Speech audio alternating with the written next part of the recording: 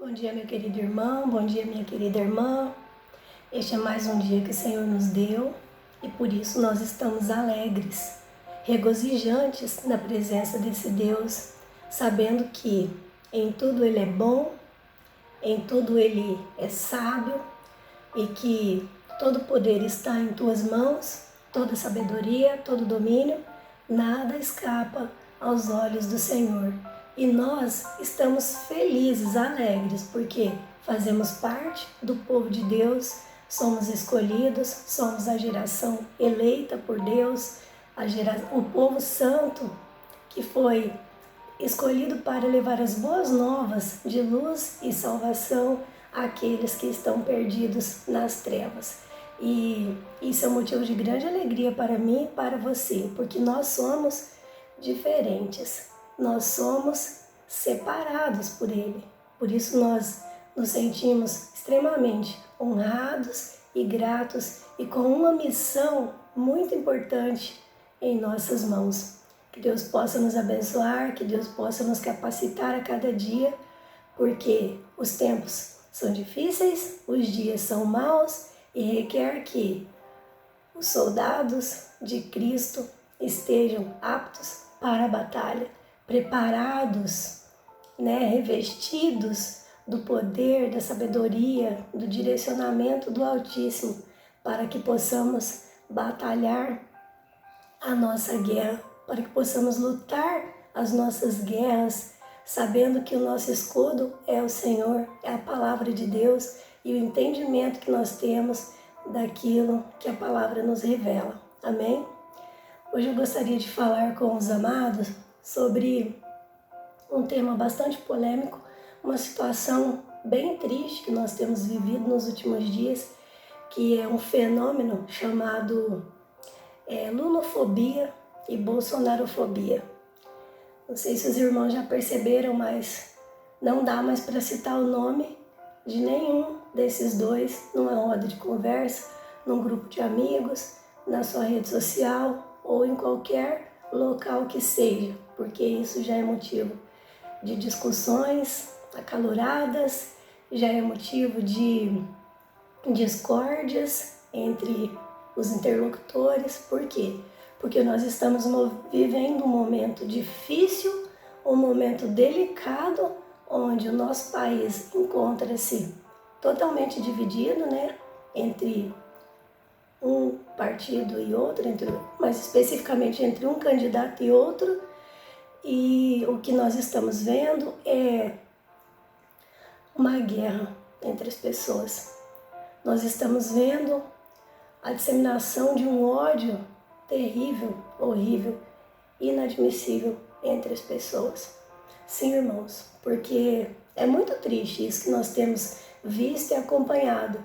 Tem causado profundo sofrimento à Igreja do Senhor.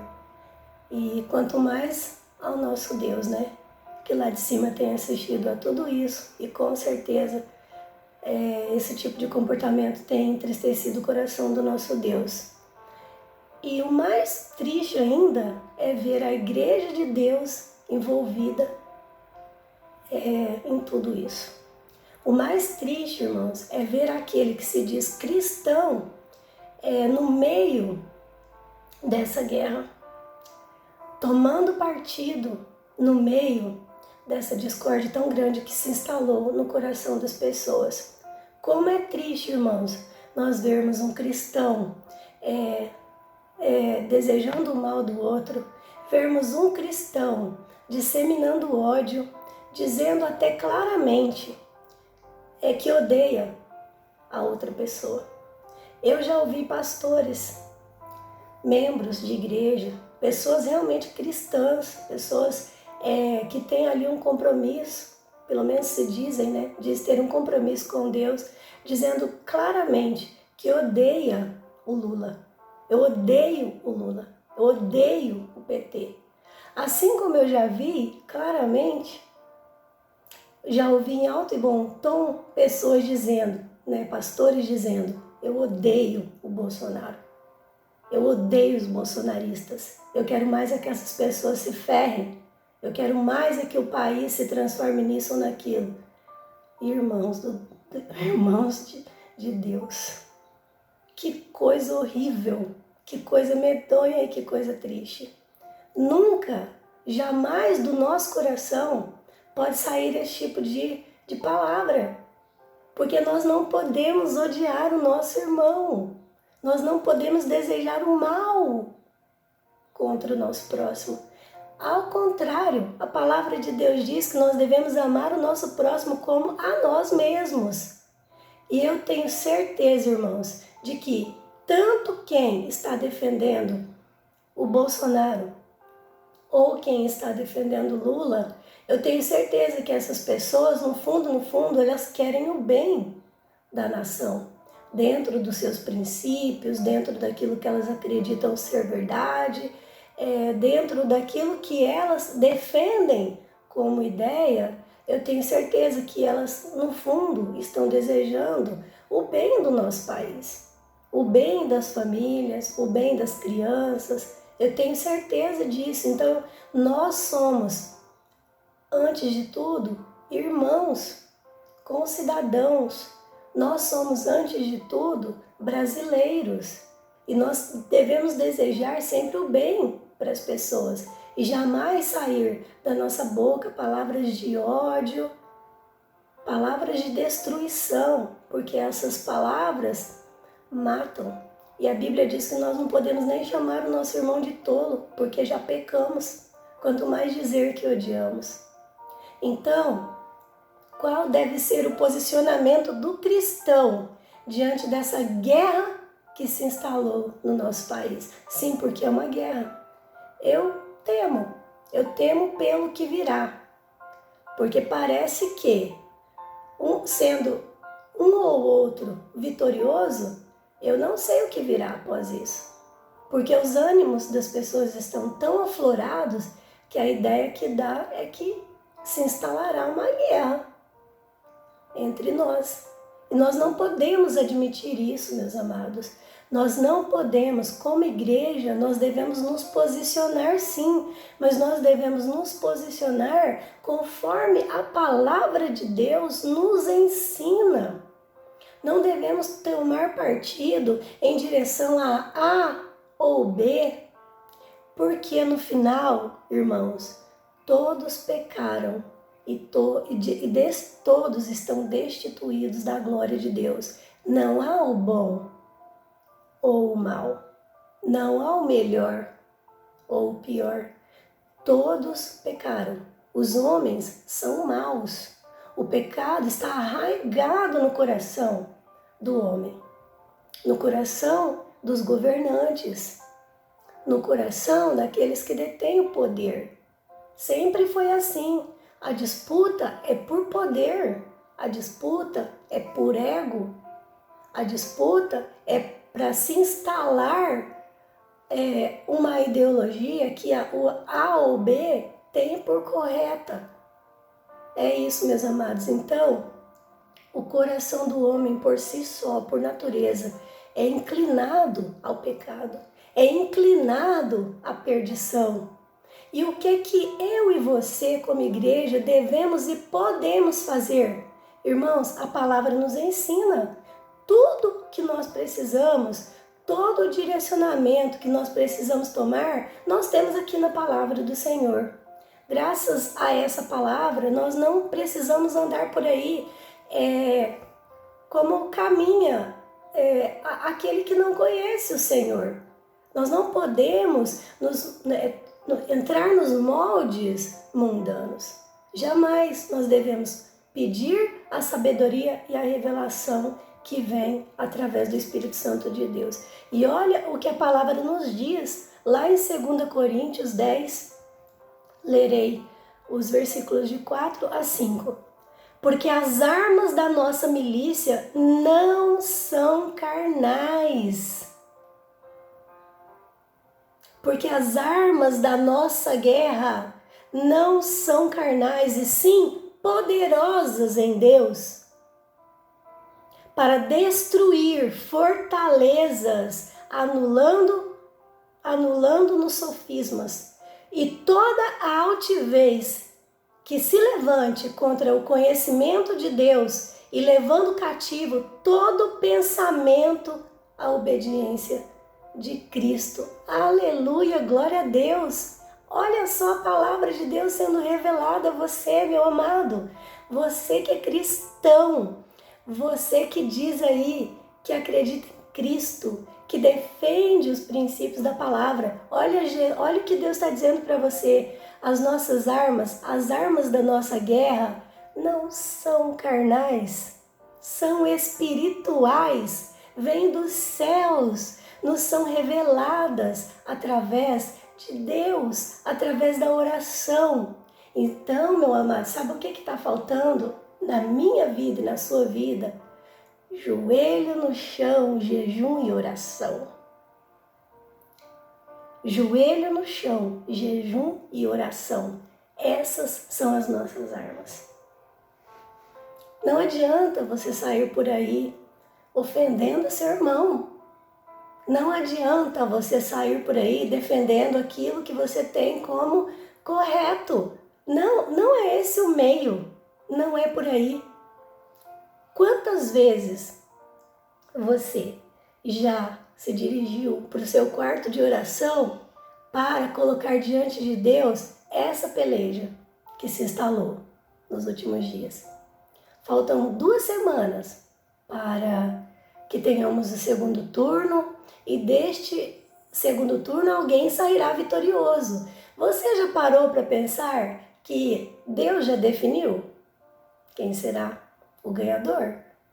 Já está definido no coração do Senhor.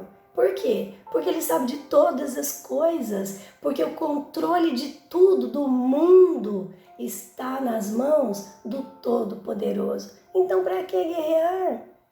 Para que brigar? Para que ofender? Para que destilar ódio contra o seu irmão? Você deve amar o seu irmão e orar por ele, interceder diante de Deus com súplicas, choro, rasgar de roupas, humilhação diante de Deus. É assim que nós lutamos nossas guerras, nos humilhando diante de Deus, pedindo para que o Senhor decida por nós. Não é você que decide sobre nada. Não sou eu, não somos nós, nós não decidimos sobre nada. Todo o controle está nas mãos do Senhor. E aquilo que tiver que ser, já está determinado por Deus.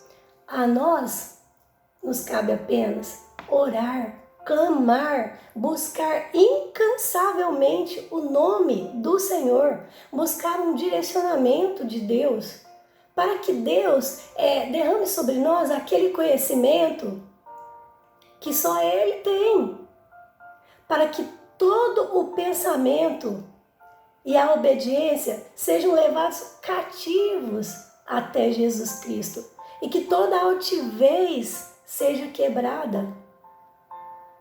Irmãos, esse deve ser o nosso comportamento diante de tudo que nós estamos vendo, presenciando, porque está triste. Está terrível. As pessoas estão adoecendo, as pessoas estão ficando depressivas, sofrendo com o amanhã, sofrendo por antecipação, por algo que ainda nem aconteceu. Mais uma vez, esquecendo-nos totalmente do que a palavra nos ensina, de que não devemos andar ansiosos por coisa alguma. Basta cada dia o seu mal. Sabe o dia de hoje? Administre os males presentes no dia de hoje, que são muitos. Não pense, não viva o amanhã, meu amado, porque ele nem chegou e você nem sabe se você estará vivo no dia de amanhã. Então, meu querido, tenha isso como princípio basilar no seu coração, de que basta cada dia o seu mal. O amanhã pertence ao Senhor e Ele está lá cuidando de tudo. Confie no seu Deus. Você está colocando a sua força nos homens? Você está tirando o foco de Deus e colocando a sua força no braço do rei? Será que realmente a sua vida, o seu futuro, a vida dos seus familiares, a vida dos seus filhos depende do rei, do braço do homem? Obviamente que não. Tudo depende do Senhor. Tudo depende do amor, das misericórdias. Tudo depende daquele que nos criou e nos formou conforme a sua imagem e semelhança. Descanse no Senhor. E eu conclamo a todos, a você que se diz cristão, seja da igreja A ou B, a você que se denomina cristão, eu conclamo a todos, direcione-se para o seu quarto de oração e comece a partir de agora a não se posicionar mais favorável a ou B, a não defender mais ferrenhamente A ou B, mas dirija-se ao seu quarto de oração e peça ao Senhor sabedoria. Ore pedindo para que a vontade do Senhor seja feita. Porque, irmãos, tanto para o bem quanto para o mal, a vontade de Deus ela é sempre boa, perfeita e agradável. Retenha firme isso no seu coração. O que estiver por vir é porque Deus assim o quis. Então, vamos orar? Vamos fazer um combinado? A partir de agora, nós não nos posicionaremos mais. A partir de agora, nós não iremos defender mais ferrenhamente aquilo que nós acreditamos ser o correto. Mas a partir de agora, nós vamos assumir um compromisso sério de orar para que a vontade de Deus seja estabelecida. Amém? Que Deus possa te abençoar, que Deus possa abençoar a sua casa, a sua família, que Deus possa abençoar o seu coração, que tudo que você fizer seja para engrandecer e honrar o nome do nosso Deus. Amém? Que Deus te abençoe poderosamente.